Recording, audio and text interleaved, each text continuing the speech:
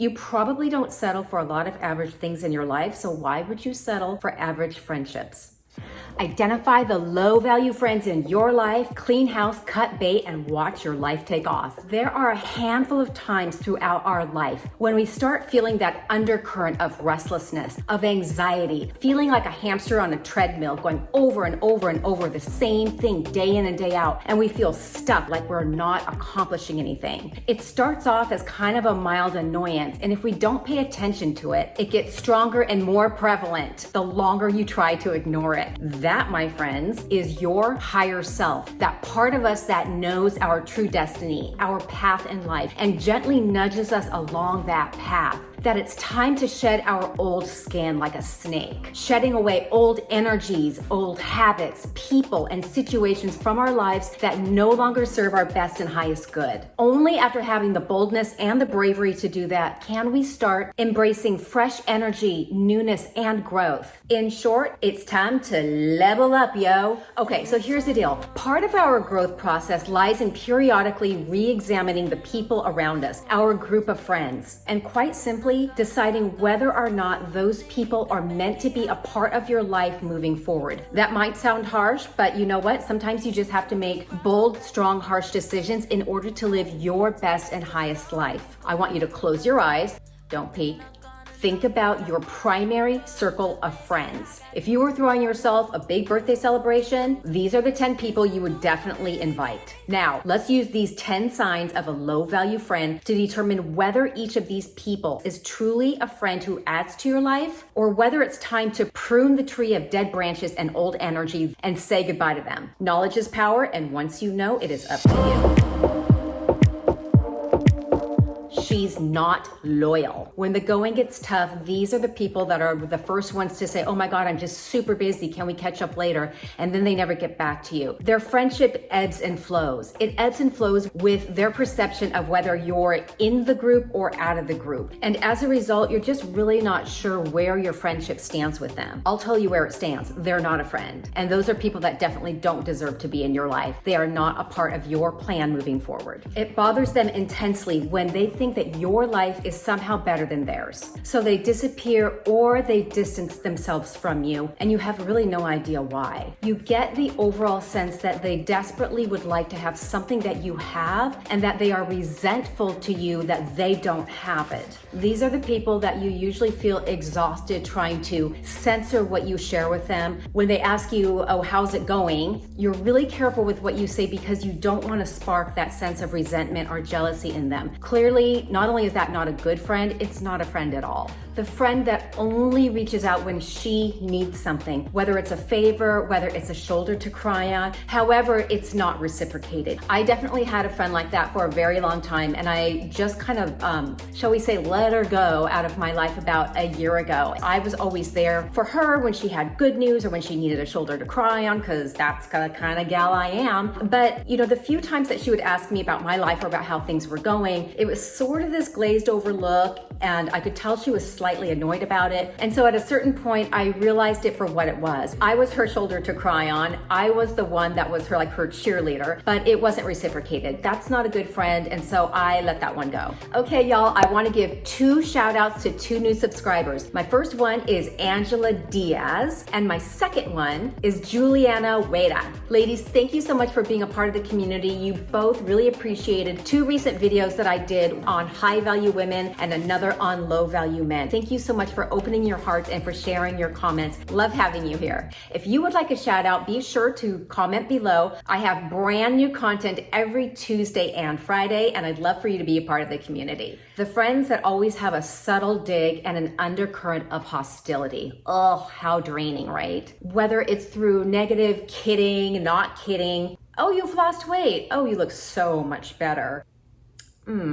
Thanks. Backhanded compliments or just hollow, unkept promises. Oh, let's get together next week. I'll text you. And then they never follow through. For whatever reason, usually within them, they feel a sense of resentment to you, because sometimes it's when people feel resentful or hostile toward you, many times it's because you represent what they would like to be or what they would like to have. And look, we all have goals and aspirations that we want to achieve in life. And sometimes we feel like we're on it, like we're on our game plan. And sometimes we feel like we're running behind and that we're not quite where we want to be. That's a normal part of life. I have encountered that myself too. If you have a friend like this, and I use that term loosely, they are not part of your move forward plan. They are not doing you any good. And it's not somebody that really benefits your life. We are the culmination of the 5 people with whom we spend the most amount of time with. If you're spending time with people who are crappy friends, who blow you off, who don't make you a priority, that doesn't bode well for your life moving forward. You want to form relationships where there is synergy. If you're not surrounded with those kinds of people, you've got a lot of dead branches hanging around. You've got to prune them off if you want the tree of your own life to grow and flourish. You're not a priority. These are the friends with whom it is more probable that they're going to cancel on you than not. Or she needs to reschedule, but then never follows up with you. You know that making plans with her is just kind of a crapshoot as to whether or not it'll happen. And aside from being rude and disrespectful, it is a flipping neon sign that you are not important in her life, and neither is your friendship. So it begs the question,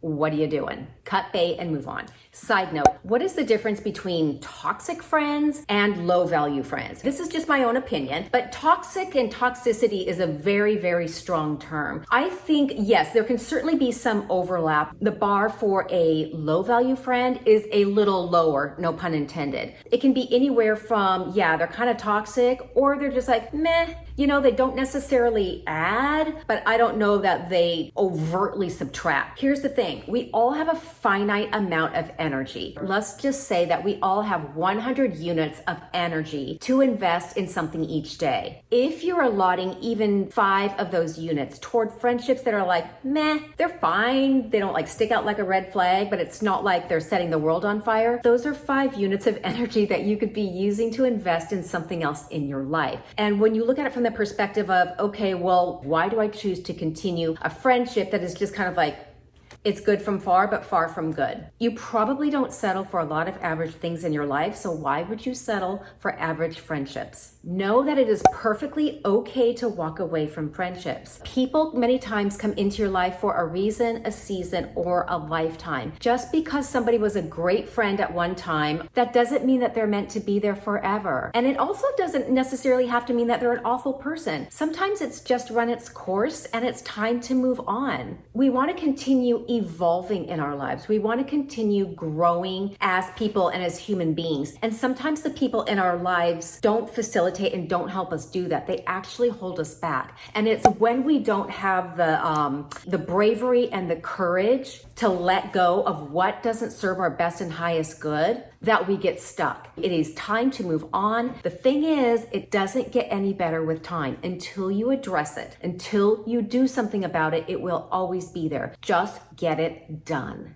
Not sure if somebody's a legit friend? Here's what you do. Sit nice and quiet. Listen to your gut. What is your intuition telling you? We always have the answer. It is always within you. Now, sometimes we ignore that because in order to get somebody out of your life, you feel like it's going to be an ordeal or you feel uncomfortable doing it. You got to get over it. Not everything in life is comfortable. Not everything in life is going to be easy. That's why a lot of people don't move forward in their life. They're afraid to take bold action. They're afraid to do things that are for their best and highest good if it's going to be uncomfortable. Get over it. You have to get it done. They're fake happy for you. You know these guys. When you share something amazing that happened to you or something you're just kind of excited about, they're like, oh, how nice. You know that inside they're like going, they're always happy to share with you all the great things that are happening to them, but they really don't ask you about yours because they kind of are afraid of hearing that maybe good things happen to you and that makes them uncomfortable for whatever reason. They really would rather just focus on their life. Please don't bother them with your life. They're mean and you're not. Who has not had a friend like this? I don't even know if it was a friend. If being kind to people is important to you and something that you value, which I would hope that it would be, but your friend is constantly gossiping, someone walks by and she's got something negative or nasty to say about them, some sort of a critique, exit stage left.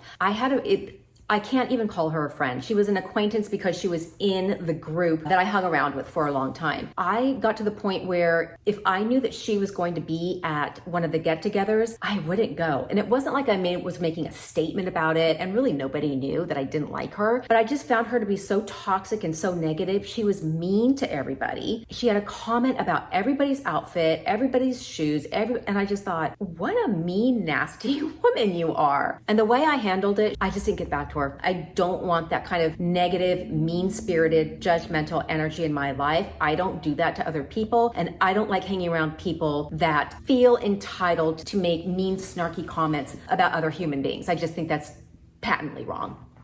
It's just a habit. Being friends because you've known her forever isn't a good enough reason to continue the friendship. If the only thing that you've really got to talk about is rehashing all the good old days and all the good memories that you had, and you really feel that you've sort of grown apart, you've taken different paths, and you're just in your gut feeling like, I just kind of don't really get much of anything from it, that's a clear sign that you need to move on. For me personally, I don't feel the need to keep people in my life that aren't adding to it. I would rather invest my energy in talking to you guys, in my marriage, with my family, not in maintaining a friendship that's like, meh, you only get together if you reach out, but she never proactively reaches out to you. You are always the one doing the inviting, making the effort. Gets exhausting, right? Look, if they really wanted to see you, they would be calling, texting, messaging, reaching out to you as well. It may just be that they're perfectly fine not having you in their life. So why not let them be?